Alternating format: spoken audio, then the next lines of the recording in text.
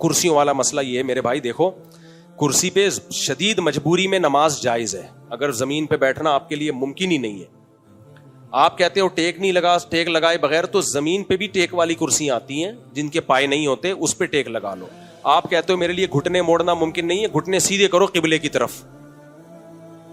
جب تک یہ ممکن ہے کرسی پہ نماز درست، یعنی درست کا مطلب خلاف سنت ہے، ہو جائے گی نماز لیکن خلاف سنت۔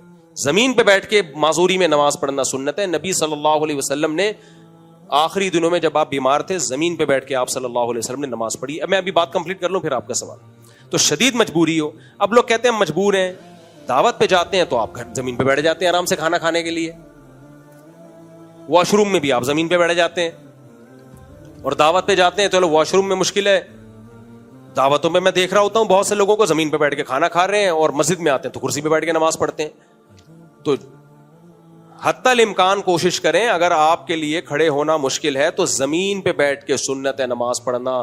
کرسی پہ بیٹھ کے نماز پڑھنے میں صف بھی خراب ہوتی ہے، مسجدوں میں کرسیاں آ رہی ہیں، پھر رمضان کے آخری عشرے میں میز بھی آ جاتی ہے، چائے اور قہوے بھی چل رہے ہوتے ہیں، پتہ ہی نہیں چلتا یہ مسجد ہے یا کوئی ہوٹل ہے۔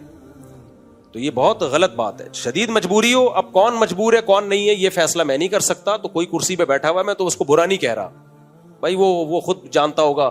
صفیں بہرحال اس سے خراب ہوتی ہیں، اور بیٹھنا بھی ہے تو پھر کنارے پہ کرسی رکھا کریں، اور جب اٹھ کے جائیں تو کرسی کو سائڈ پہ لگائیں، وہیں چھوڑ کے نہ چلے جائیں۔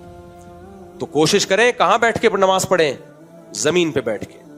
ابھی ہمارے نعیم بھائی ہیں، معذور ہیں بیچارے، پاؤں سے مسائل ہیں، پوری 20 رکعتیں انہوں نے زمین پہ بیٹھ کے پڑھی ہیں، تو پڑھی جا سکتی ہے، آپ پاؤں قبلے کی طرف کر لیں۔ نہیں، وہ جو جماعت کے ساتھ جو ایک بندہ کرسی کے اوپر، باقی سارے کرسی والے بیٹھے ہوئے، وہ ایک کھڑا ہو گیا قیام کے اندر، تو لگتا بھی ذرا عجیب سے ہے اس کے متعلق۔ بس لگتا تو عجیب سے ہے نا، مجبوری ہے نا، نہیں اس کو عجیب سے نہ لگانے کے لیے اس کو ہم قیام بھی بیٹھ کے نہیں کر سکتا، سب بندی تو ہو جائے گی، کندھے سے کندھا تو ملے گا نا، وہ تو بالکل ہی الگ ہو گیا نا۔